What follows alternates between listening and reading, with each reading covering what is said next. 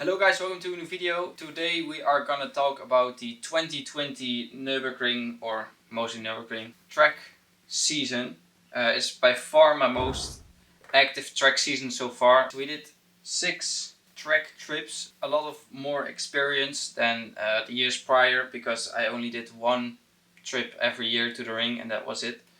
So yeah, this year definitely evolved into a more track focused year as the car got more track focused and I focused more on track driving. Yeah, so we did a lot of mods.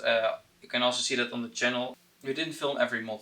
So and we also didn't film every trip we did. I think we only filmed 1 of them, 1 or 2. So that's, yeah, I'm definitely gonna improve that next year. But yeah, I'm gonna talk about the times I've driven start of the year till the last ones, and what mods I did in between them, and what improvement in time and feeling and confidence they gave me. I'm also gonna put up a lot of videos and photos from the trips and etc. on the screen. So just, if you're not familiar, this is my E36 323i stock engine, focused for track driving. As you can see, roll cage, bucket seats, lightweight wheels. But I'm gonna go more into detail when that happened and what the improvement was in feeling and driving. We're gonna start off with the first trip. It was the 2nd of June. It was my first ring trip of this year, so it's always a bit of feeling if the car is okay and etc. But what was new for me from the last time I went was the coilovers, AP coilovers. I made a video on that. I'm gonna put all the mod videos in the description so you can see all the mods we did and the video from it. And the BBS RC304 wheels, lightweight wheels with the Michelin Pilot Sport 4 tires. So I went from a staggered to a square setup, and that really made a difference. Also from the Ventus V12 Hankook tires to the Michelins was a big difference. Still just normal street tires for now, but yeah, switching from Hankook to Michelin was already a big difference, and of course the lighter wheels with the squared setup was a big difference. My time was a 9:45. It was with the passenger. It was with the full interior still in. I didn't do the brakes yet, and that was the biggest downside of that trip. I had the Brembo discs and pads and normal fluid, so I bent the brakes. I don't know if you, yeah, that video is on my channel. As you can see, when I'm braking, you can hear and you can see my hands shaking the steering wheel. So I bent the discs and the pads were fading, and of course, that's of course because of the fluid, and just the pads weren't great at all. So overall it was a good trip.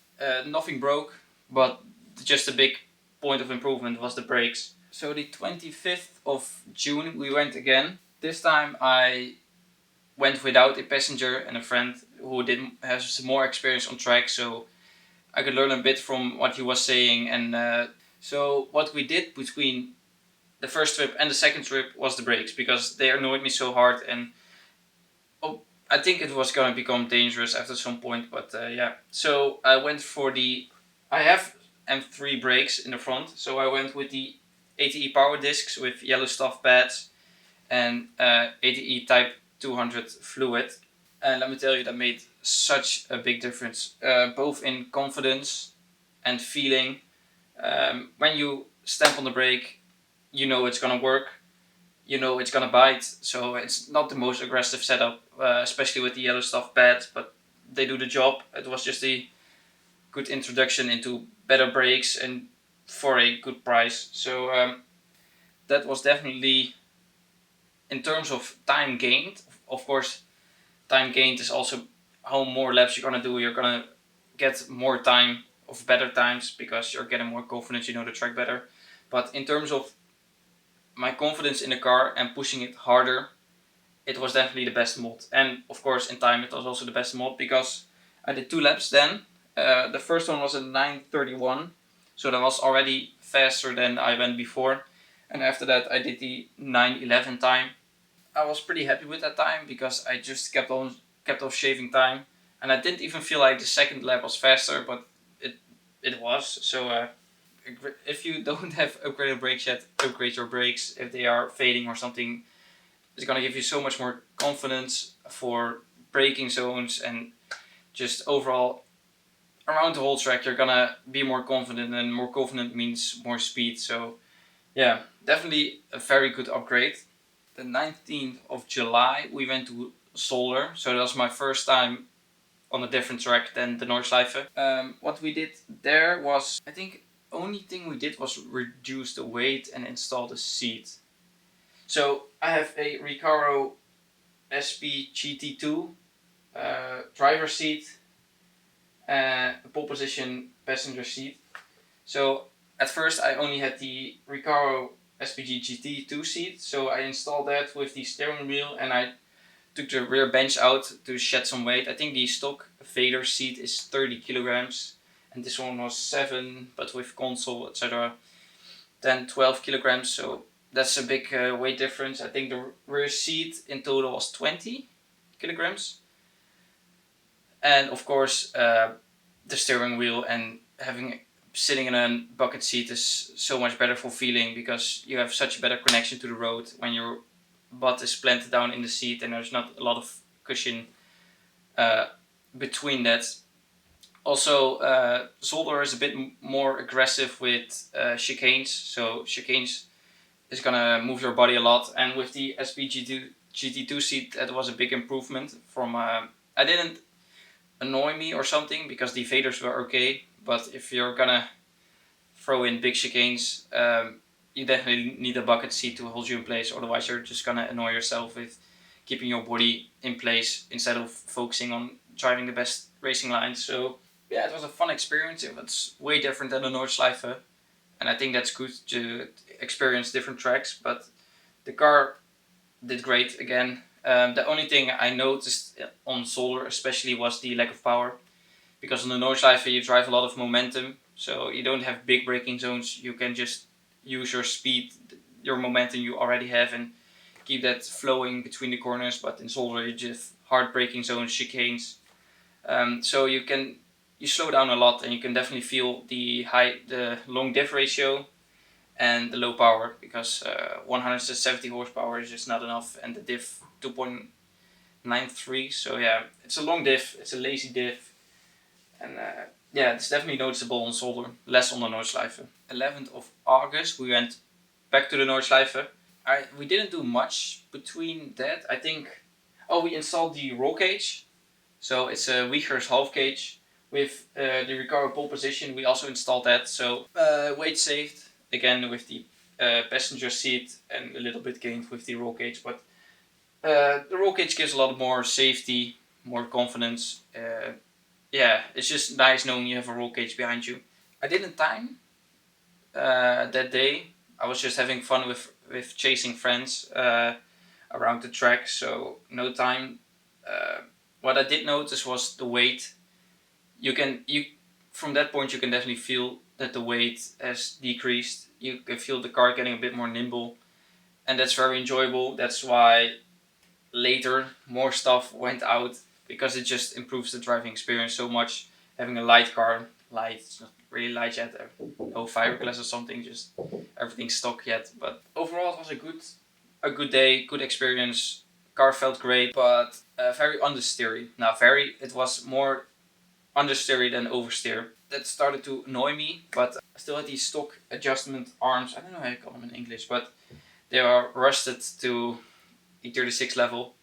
So I had to change those, and that's what came in the next Nurburgring trip. That was the 28th of August. I did the reinforced front control arms, reinforced with tougher bushings, and I got a new alignment, so we increased the camber on the front, and on the rear also.